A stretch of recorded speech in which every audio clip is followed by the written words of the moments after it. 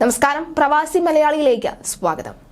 യമനിൽ വധശിക്ഷയ്ക്ക് വിധിക്കപ്പെട്ട ശിക്ഷ കാത്തു കഴിയുന്ന നിമിഷപ്രിയയുടെ മോചനം സാധ്യമാകുമോ?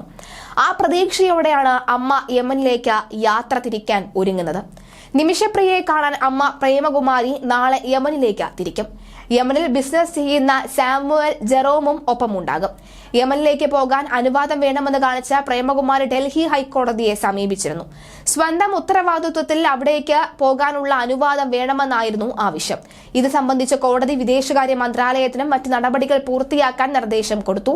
എന്നാൽ പോകുന്നതിന് സഹായം ചെയ്യാൻ കഴിയില്ല എന്ന് വിദേശകാര്യ മന്ത്രാലയം വ്യക്തമാക്കിയിരുന്നു. തുടർന്നാണ് സ്വന്തമായി പോകാനുള്ള കാര്യം പ്രേമകുമാരി അറിയിച്ചത്.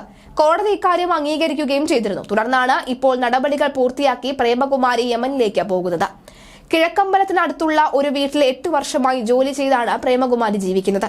കൊല്ലപ്പെട്ട യമൻ പൗരന്റെ കുടുംബത്തെ നേരിൽ കാണാൻ കൂടിയാണ് പ്രേമകുമാരിയുടെ യാത്ര. ഈ കുടുംബം അനുവദിച്ചാൽ മാത്രമേ നിമിഷപ്രിയയ്ക്ക് മോചനം സാധ്യമാവുകയുള്ളൂ. നിമിഷപ്രിയയും സുഹൃത്തും ചേർന്ന് കൊലപ്പെടുത്തി എന്ന കേസിൽ വിചാരണ കോടതി വധശിക്ഷയ്ക്ക് വിധിച്ചത് യമനിലെ സുപ്രീം കോടതിയും ശരിവച്ചിരുന്നു. ഈ സാഹചര്യത്തിൽ യമൻ പൗരന്റെ കുടുംബത്തെ കാണാനുള്ള പ്രേമകുമാരിയുടെ അപേക്ഷ ഡൽഹി ഹൈക്കോടതി അനുവദിക്കുകയായിരുന്നു. ആദ്യം നിമിഷപ്രിയയെ കാണാനാണ് ശ്രമിക്കുക. അതിനുശേഷം യമൻ പൗരന്റെ കുടുംബത്തെയും കാണുകയാണ് ലക്ഷ്യം. നിമിഷപ്രിയയുടെ മോചനത്തിനായി പ്രവർത്തിക്കുന്ന സേവ് നിമിഷപ്രിയ ആക്ഷൻ കൌൺസിൽ പ്രതിനിധികൾ യമൻ അംബാസിഡറുമായും കഴിഞ്ഞ ദിവസം ചർച്ച നടത്തിയിരുന്നു. കൊല്ലങ്ങോട് മാത്തൂരിലെ തോട്ടം കാര്യസ്ഥനായിരുന്ന തൊടുപുഴ സ്വദേശിയായ ടോമിയെ വിവാഹം കഴിച്ച് 2012 നിമിഷപ്രിയ യമൻ നഴ്സായി ജോലിക്ക് പോയത്. ഭർത്താവ് സ്വകാര്യ സ്ഥാപനത്തിലും നിമിഷപ്രിയ ക്ലിനിക്കിലുമാണ് ജോലി നേടിയത്. അതിനിടെ യമൻ പൗരനായ തലാൽ അബ്ദുൾ മഹദിയെ പരിചയപ്പെടുത്തുകയും ഇരുവരും ചേർന്ന കച്ചവട പങ്കാളിത്തത്തോടെ ക്ലിനിക്ക് തുടങ്ങാനും തീരുമാനിച്ചു. യമൻ പൗരന്റെ ഉത്തരവാദിത്തത്തോടെ അല്ലാതെ ക്ലിനിക്ക് ആരംഭിക്കാനാവില്ല എന്നതിനാലാണ് മഹദിയുടെ സഹായം തേടിയത്. ബിസിനസ് തുടങ്ങാൻ നിമിഷയും ഭർത്താവും തങ്ങളുടെ സമ്പാദ്യമെല്ലാം മഹദിക്ക് കൈമാറിയിരുന്നു. ബിസിനസിന് കൂടുതൽ പണം ആവശ്യമുള്ളതിനാൽ നിമിഷയും ഭർത്താവും മിഷേൽ എന്ന മകളുമൊത്ത് നാട്ടിലേക്ക് വന്നു. പിന്നീട് നാട്ടിൽ നിന്ന് യമനിലേക്ക് തിരിച്ചുപോയത് നിമിഷ മാത്രമായിരുന്നു. ബിസിനസ് പച്ചപിടിക്കുമെന്നും മഹദി ചതിക്കില്ല എന്നുമായിരുന്നു ഇവരുടെ വിശ്വാസം. നിമിഷപ്രിയ പോയതിനു ശേഷം യമനിലേക്ക് തിരിച്ചു പോവാനായിരുന്നു ടോം ഉദ്ദേശിച്ചത്. എങ്കിലും യമൻ സൗദി യുദ്ധത്തെ തുടർന്ന് ആ യാത്രയും മുടങ്ങി. ബിസിനസ് പങ്കാളി എന്ന നിലയിൽ ആദ്യം മാന്യമായി ഇടപെട്ടിരുന്ന മഹദിയുടെ സ്വഭാവം പിന്നീട് പ്രതീക്ഷിക്കാത്ത രീതിയിലേക്ക് മാറുകയായിരുന്നു. മഹദിയുമായി ചേർന്ന ക്ലിനിക്ക് തുടങ്ങിയ ശേഷം താൻ ഭാര്യയാണ് എന്ന് പലരെയും വിശ്വസിപ്പിച്ചു. വ്യാജ വിവാഹ സർട്ടിഫിക്കറ്റ് ഉണ്ടാക്കി പിന്നീട് ഭീഷണിപ്പെടുത്തി മതാചാര പ്രകാരം വിവാഹം നടത്തി. ഇരുവരും ചേർന്ന് ആരംഭിച്ച ക്ലിനിക്കിലെ വരുമാനം മുഴുവൻ തലാൽ സ്വന്തമാക്കി.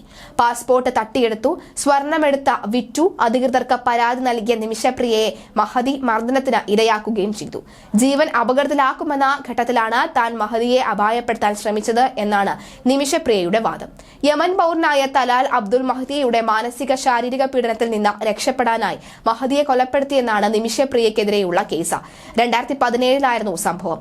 പുതുതായി തുടങ്ങിയ ക്ലിനിക്കിലെ സാമ്പത്തിക കാര്യങ്ങൾ തുടങ്ങിയ തർക്കങ്ങളും മർദ്ദനവും അകൽച്ചയും നിയമ നടപടികളുമാണ് മഹദിയെ മയക്കുമരുന്ന് കുത്തിവെക്കുന്നതിലേക്ക് എത്തിച്ചത്.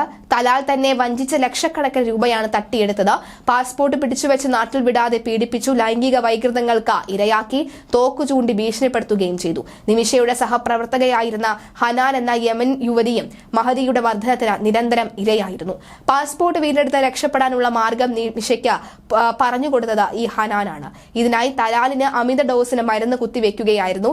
മഹദിക്ക് ബോധം പോയ നേരം പാസ്പോർട്ടും കണ്ടെടുത്ത് രക്ഷപ്പെടാൻ ശ്രമിച്ചപ്പോൾ അതിർത്തിയിൽ വെച്ച് പിടിയിലായി എന്നാണ് നിമിഷപ്രിയ കോടതിയിൽ പറഞ്ഞത്. എന്നാൽ മഹദിയുടെ മൃതദേഹം അവർ താമസിച്ചിരുന്ന വീടിന് മുകളിലെ ജലസംഭരണിയിൽ വെട്ടിനുറുക്കപ്പെട്ട നിലയിൽ കണ്ടെത്തിയതാണ് നിമിഷപ്രിയയെ കുടുക്കിയത്. വിചാരണയ്ക്ക് ശേഷം 2018 യമൻ കോടതി ഇവർക്ക് വധശിക്ഷ വിധിച്ചു.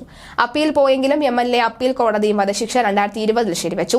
ശിക്ഷ ഇളവ് ചെയ്യണമെന്നാവശ്യപ്പെട്ട് നിമിഷപ്രിയയുടെ അമ്മ കേന്ദ്ര സംസ്ഥാന സർക്കാരുകൾ മുഖേന യമൻ സർക്കാരിന് നിവേദനം നൽകിയിരുന്നുവെങ്കിലും അത് പരിഗണിച്ചില്ല.